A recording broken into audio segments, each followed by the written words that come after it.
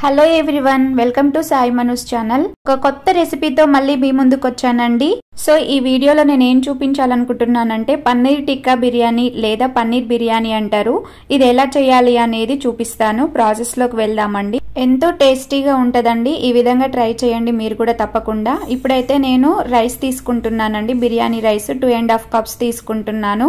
బిర్యానీ వండడానికి రైస్ అనేది ఈ విధంగా పర్ఫెక్ట్ గా ఉండాలండి. చూసి తీసుకోవాలి మనం షాప్ లో తీసుకునేటప్పుడు. ఇప్పుడైతే వాటర్ పోసుకొని ఆ బిర్యానీ రైస్ ని మంచిగా కడుక్కోవాలండి.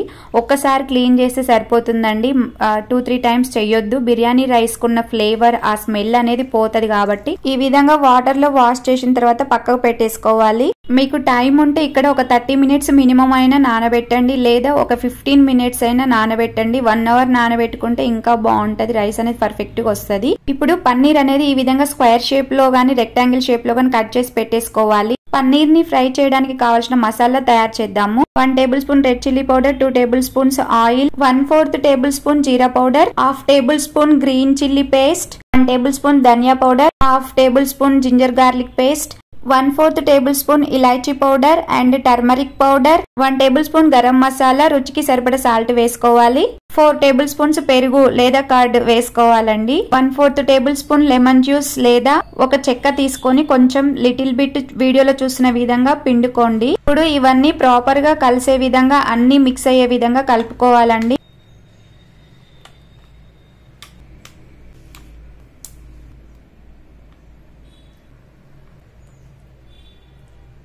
ఈ విధంగా ఈ పేస్ట్ నంతా 4 సైడ్స్ మంచిగా కోటింగ్ పట్టించి ఒక ప్లేట్ లో పెట్టేసుకోవాలి. ఇక్కడ చూస్తున్నారు కదా, చూడండి మీరు మంచిగా ఈ విధంగా కోటింగ్ అనేది రావాలండి.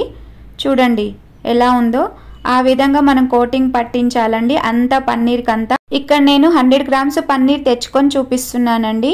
ఇప్పుడు వీటితో పాటు మనం ఒక మీడియం సైజు 2 ఆనియన్స్ అనేవి తీసుకోవాలండి. ఆనియన్స్ ని ఈ విధంగా స్క్వేర్ షేప్ లో కట్ చేసి పెట్టుకోవాలి. మనము వీటిని కూడా ఇందులో యాడ్ చేసేసుకోవాలి ఈ మసాలా పేస్ట్ లో. అండ్ అలాగే 1 టమాటో అండి, ఒకటి మీడియం సైజు టమాటో తీసుకొని వీడియోలో చూస్తున్న విధంగా అవి కూడా కట్ చేసి పెట్టుకోవాలి. అండ్ అలాగే ఇక్కడ నేను పచ్చి బఠానీలు యూజ్ చేశానండి. కుదిరితే క్యాప్సికమ్ ఉన్నా వేసుకోవచ్చు, ఇష్టం అండి, మన ఇష్టం. మన ఇంట్లో అవైలబిలిటీని బట్టి తీసుకొని ఇవన్నీ మనం మంచిగా ఆ కోటింగ్ అనేది పట్టే విధంగా కలుపుకోవాలండి. ఇలా ఇవన్నీ పక్కకు తీసి ఒక చిన్న బౌల్ లో పెట్టేసుకోవాలి. పెట్టేసుకున్న తర్వాత లాస్ట్ కి చూడండి ఎలా ఉందో ఈ విధంగా కలిపి పెట్టేసుకోవాలండి ఒక బౌల్ లో. ఇలా వెజిటబుల్స్ కి పన్నీర్ కి కోటింగ్ పట్టించిన తర్వాత కొంచెం పేస్ట్ మిగులుతుంది, అది తర్వాత యూజ్ చేస్తాం. ఇప్పుడు స్టవ్ ఆన్ చేసి ప్యాన్ పెట్టిన తర్వాత హీట్ ఎక్కుద్దండి. హీట్ ఎక్కిన తర్వాత 2 టేబుల్ స్పూన్స్ గీ అనేది వేసుకోవాలి. బఫెల్లో గీ వాడానండి నేను ఇక్కడ.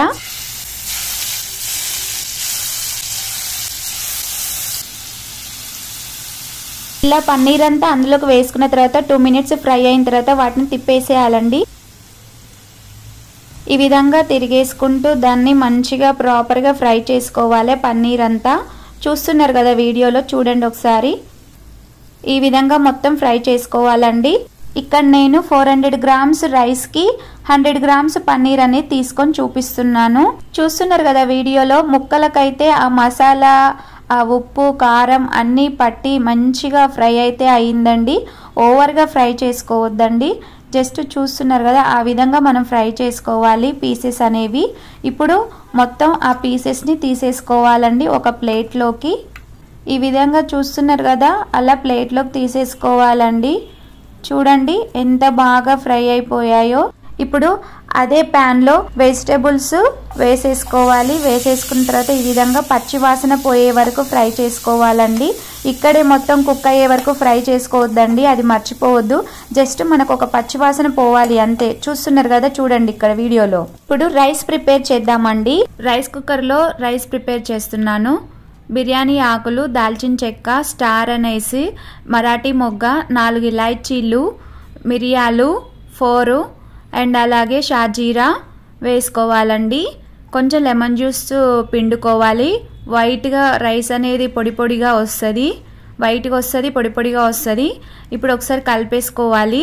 రుచికి సరిపడా సాల్ట్ అనేది వేసుకోండి. మనం బాయిల్ చేసుకునేటప్పుడే సాల్ట్ వేసేసుకోవాలండి. ఈ విధంగా వాటర్ హీట్ ఎక్కిన తర్వాత మనం రైస్ అనేది వేసేసుకోవాలి. రైస్ని బాయిల్ చేసుకోవాలి. ఇక్కడ రైస్ అనేది 80 to 85% అనేది ఉడికించుకోవాలండి. నేను చూపిస్తాను ఎలా ఉడుకుతుంది అనేది, ఇక్కడ ఎంత పర్సెంటేజ్ ఉడికించాలి అనేది. ఇక్కడ చూడండి, రైస్ అలా తుంపితే తునిగిపోవాలండి. ఈజీగా జస్ట్ ఇట్లా ప్రెస్ చేయగానే అలా తునిగిపోవాలి. ఇప్పుడు రైస్ ఉడికిపోయింది. మనం దీన్ని వార్ చేసుకోవాలండి. వార్ చేసుకోవడం లేదా వంపేసుకోవడం అని అంటారు. ఒక బౌల్ పెట్టుకొని బౌల్లోకి ఒక జల్లి గిన్నె పెట్టేసుకొని వంపేసుకోవాలి. దమ్ ప్రాసెస్ స్టార్ట్ చేద్దాము. అని బౌల్ తీసుకోవాలి. బౌల్ తీసుకొని 3 table spoons oil and 2 table spoons నెయ్యి వేసుకోవాలి. ఒక మీడియం సైజ్ ఆనియన్ ఈ విధంగా కట్ చేసి వేసుకోవాలి. వేసుకున్న తర్వాత ఫ్రై చేయాలండి. ఇది బ్రౌన్ కలర్ వచ్చే వరకు ఫ్రై చేయాలండి. చూస్తున్నారు కదా వీడియోలో, ఇలా బ్రౌన్ కలర్ రావాలండి. చూడండి ఇక్కడ ఈ విధంగా ఆనియన్స్ ఫ్రై అయిన తర్వాత 1 tablespoon green chilli paste and అలాగే 1/4 tablespoon turmeric powder and 1/2 tablespoon red chilli powder వేసేసుకొని కలిపేసుకోవాలండి. ఈ విధంగా ఫ్రై చేసుకోవాలండి. ఫ్రై అయిపోయినాయండి. మంచిగా ఈ విధంగా బ్రౌన్ కలర్ లో వచ్చే విధంగా చూడండి ఎలా కనిపిస్తున్నాయో అలా ఫ్రై చేసుకోవాలండి. చూస్తున్నారు కదా, నా వీడియో కనుక మీకు నచ్చినట్లయితే లైక్ చేయండి, షేర్ చేయండి, సబ్స్క్రైబ్ చేయండి. కొత్తగా చూస్తున్న వాళ్ళైతే నా ఛానల్ ని విజిట్ చేసిన తర్వాత ఆల్ బటన్ నొక్కడం మర్చిపోవద్దండి. నా నోటిఫికేషన్స్ అనేవి వస్తాయి. సబ్స్క్రైబ్ చేసుకోవడం మర్చిపోవద్దండి. ఇక్కడ వాటర్ అనేది కొంచెం పోసుకోవాలండి. పోసుకున్న తర్వాత ఒక టమాటోని తీసుకొని ఈ విధంగా రబ్ చేసుకోవాలి, లేదా చిన్న చిన్న పీసెస్ గా కట్ చేసుకొని అయినా వేసుకోవచ్చు. చూడండి ఇక్కడ వీడియోలో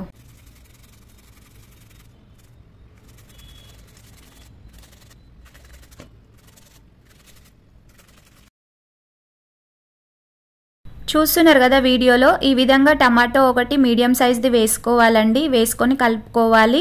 ఆ తర్వాత కాసేపు ఉడకబెట్టుకోవాలండి. ఈ పచ్చివాసన అని మొత్తం పోయే వరకు. ఇందాక మనం ప్రిపేర్ చేసి పెట్టుకున్న మసాలా పేస్ట్ మిగిలిపోయినది ఉంది కదా, అందులో మనం 3 టేబుల్ స్పూన్స్ పెరుగు అనేది కలుపుకోవాలి. కలుపుకొని మిక్స్ చేసుకున్న తర్వాత ఈ గ్రేవీలో వేసేసుకోవాలండి. ఇది మొత్తం కలిపేసుకోవాలి. ఈ విధంగా కలుపుకోవాలండి. రైస్ దమ్ ఇచ్చేటప్పుడు సరిపడా గ్రేవీ అనేది కింద అడుగున అనేది బౌల్ కి ఉండాలండి. లేకపోతే ఏమైతుందంటే రైస్ అనేది మాడిపోతుంది. ఈ విధంగా ప్రాపర్ గా గ్రేవీ అంతా ఉడికిన తర్వాత 1 table spoon biryani masala, 1/2 tablespoon garam masala వేసుకొని కలుపుకోవాలి. ఇలా గ్రేవీ అంతా కుక్ అయిపోయిన తర్వాత మనం ఇందాక వెజిటేబుల్స్ ఫ్రై చేసి పెట్టుకున్నాం కదా లైట్ గా, అవి తీసి ఇందులో వేసేసుకోవాలండి. ఇవి వేసుకున్న తర్వాత జస్ట్ ఒక 1 మినిట్ ఫ్రై చేయాలండి. మిగతా ప్రాసెస్ అంతా దమ్ లోనే ఉడికిపోతాయి. దమ్ ఇచ్చేటప్పుడే ఉడుకుతాయండి. ఇక్కడ నేను బిర్యానీ మసాలా ఎలా తయారు చేయాలి అనేది, ఇంతకు ముందు చికెన్ దమ్ బిర్యానీ తయారు చేయడం ఎలా అనేది నేను వీడియో చేసి పెట్టాను. దాని లింక్ అనేది ఈ డిస్క్రిప్షన్ లో ఇస్తాను, మీరు చూడండి.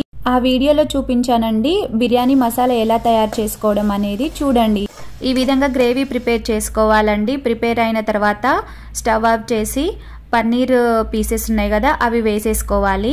ఇక్కడ చూస్తున్నారు కదా, ఆ విధంగా పన్నీర్ అనేది వేసుకోవాలండి. ఇప్పుడు సరిపడా కొత్తిమీర అనేది వేసుకోవాలి. వీడియోలో చూస్తున్నారు కదా, అండ్ అలాగే కొంచెం పుదీనా వేసుకోవాలి. ఇప్పుడు రైస్ అనేది వేసేసుకోవాలండి. రైస్ అనేది 2 లేయర్స్గా వేసుకోవాలి. నేను 1/2 అనేది ఇక్కడ వేస్తున్నాను. ఈ విధంగా మంచిగా ఈక్వల్గా అనుకోవాలండి. రైస్ అనేది వేసేటప్పుడు కూడా ఫ్రీగా వేయాలండి. వేసిన తర్వాత లోపలికి ఇలా ప్రెస్ చేయకూడదు. రైస్ని ముద్దలు ముద్దలుగా వస్తుంది రైస్ అలా ప్రెస్ చేయడం వల్ల. ఇప్పుడు మళ్ళీ సెకండ్ లేయర్ వేసుకోవాలండి. ఈ విధంగా పన్నీర్ పెట్టేసుకోవాలి. తర్వాత కొంచెం కొత్తిమీర, కొంచెం పుదీనా చల్లేసుకోవాలి. చల్లిన తర్వాత మళ్ళీ రైస్ అనేది పైన వేసేసుకోవాలండి. వేసేసుకున్న తర్వాత ఈక్వల్గా రైస్ని బౌల్కి సరిపడా ఈక్వల్గా అనుకోవాలి. ఇలా మొత్తం రైస్ అంతా వేసేసుకున్న తర్వాత మళ్ళీ కొంచెం కొత్తిమీర, కొంచెం పుదీనా వేసేసుకోవాలి. వేసుకున్న తర్వాత ఇప్పుడు మనం రైస్ ని 80 to 85% ఉడికించాం కదా, సో కొంచెం వాటర్ అనేది ఇక్కడ చల్లుకోవాలండి. పైన తడి అనేది ఉంటేనే కదా లోపల ఆ రైస్ అనేది ప్రాపర్ గా కుక్ అవుతుంది. ఇప్పుడు అలాగే సాఫ్రాన్ వాటర్ అనేది పోసుకోవాలండి. 1 టేబుల్ స్పూన్ గీ వేసుకోవాలండి. బఫెల్లో గీ అండి నేను యూజ్ చేసింది ఇక్కడ. వేసుకున్న తర్వాత మూత పెట్టేసుకోవాలి. దమ్కి కావాల్సిన ప్రిపరేషన్ అయితే అయిపోయింది. ఇప్పుడు పెనం పెట్టేసుకున్న తర్వాత హీట్ ఎక్కినాక ఈ బౌల్ పెట్టేసుకోవాలండి. పెట్టేసుకున్న తర్వాత దమ్ ఇవ్వాలి. ఆవిరి అనేది పోకుండా ఉండడానికి పైన చిన్న బరువు లాంటిది పెట్టాలి. దమ్ ప్రాసెస్ అయిపోయిన తర్వాత ఒక 30 మినిట్స్ అనేది బిర్యానీ బౌల్ ని కదిలించకుండా వదిలేయాలి. ఆ తర్వాత బిర్యానీని ఓపెన్ చేసి చూడాలండి. నేను దమ్ ప్రాసెస్ ఎంత అన్నది మొత్తం నేను తర్వాత చెప్తానండి, లాస్ట్ లో చెప్తాను, వీడియో లాస్ట్ లో. ఇప్పుడు చూడండి ఎలా ఉంది అనేది. ఇంతసేపు పడిన కష్టం అంతా పోయిందండి. చాలా హ్యాపీగా ఉంది. చూడండి బిర్యానీ ఎంత బాగా వచ్చిందో. పొడి పొడిగా రైస్, ఆ పన్నీర్ చూడండి ఎంత బాగా కుక్ అయిందో. ఆ విధంగా ఉండాలండి. నేను ఇక్కడ దమ్ము ప్రాసెస్ ఎంత ఇచ్చానంటే 10 మినిట్స్ హై ఫ్లేమ్ ఇచ్చాను, 10 to 15 మినిట్స్ లో ఫ్లేమ్ లో పెట్టుకోవాలండి. నేనైతే 10 మినిట్స్ పెట్టాను, నాకు సరిపోయింది. చూడండి బిర్యానీ ఎంత బాగా వచ్చిందో, కలర్ఫుల్ గా మంచిగా ఎలా ఉందో. ఇప్పుడు నేను చూపిస్తా అండి రైస్ కూడా ఎంత పొడి పొడిగా వచ్చింది అనేది. చూడండి అది వేస్తుంటే ఎలా పొడి పొడిగా ఉందో. అలా ఉండాలండి బిర్యానీ అంటే. బిర్యానీ వండడం అంటే ఇట్లా ఉండాలి మరి. నేను ఇక్కడ ఒక్క బిర్యానీ మసాలా తప్ప మిగతావన్నీ ఫ్రెష్ గా అప్పటికప్పుడే ప్రిపేర్ చేసి వేసినవే అండి. అంటే గరం మసాలా అయితేనే, ధనియా పౌడర్, జీలకర్ర పొడి అండ్ అలాగే అన్ని కూడా ఫ్రెష్ గానే వేసానండి. ఈ విధంగా ఫ్రెష్ గా వేసుకుంటేనే ఆ టేస్ట్ అనేది ఎక్సలెంట్ గా వస్తుంది. చూడండి ఎంత కలర్ఫుల్ గా ఎలా ఉందో. రైస్ అనేది కూడా ఎంత పొడి పొడిగా వచ్చిందో. యమ్మీ యమ్మీ పన్నీర్ టిక్కా బిర్యానీ లేదా పన్నీర్ బిర్యానీ లేదా పన్నీర్ దమ్ బిర్యానీ అని కూడా అంటారు. సో ఇప్పుడైతే టేస్ట్ చూసి చెప్తాను ఎలా ఉంది అనేది. ఇంకా మీకు ఎలాంటి రెసిపీస్ కావాలి అనేది కామెంట్ సెక్షన్ లో చెప్పండి. నా వీడియో కనుక నచ్చితే లైక్ చేయండి, సబ్స్క్రైబ్ చేయండి, మీ ఫ్రెండ్స్ కి షేర్ చేయండి, ఫ్రెండ్స్ కి, ఫ్యామిలీస్ కి, అందరికి. నిజంగా ఈ బిర్యానీ ప్రిపేర్ చేయడానికి నాకైతే 3 hours పట్టిందండి. మరి ఈ మాత్రం రుచికరంగా తినాలి అంటే ఆ మాత్రం కష్టపడాలి కదా. సో నేనైతే నాకు వచ్చిన రెసిపీని చూపించాలి అనే ఇంటెన్షన్ తోటే నేను చేశానండి. ఒక్కసారిగా ఇంత టేస్టీగా తిన్న తర్వాత నాకు ఆ కష్టమంతా ఎగిరిపోయిందండి. చాలా బాగా వచ్చింది, టేస్టీగా ఉందండి. మీరు కూడా ఈ విధంగా ట్రై చేయండి తప్పకుండా. Masala powders, ginger garlic paste అన్నీ కూడా ఫ్రెష్వే వాడండి. అప్పుడైతేనే ఈ విధంగా టేస్ట్ అనేది వస్తుంది. ఓకే అండి, మరో నెక్స్ట్ వీడియోతో మీ ముందుకు వస్తానండి. Thanks for watching. Bye bye.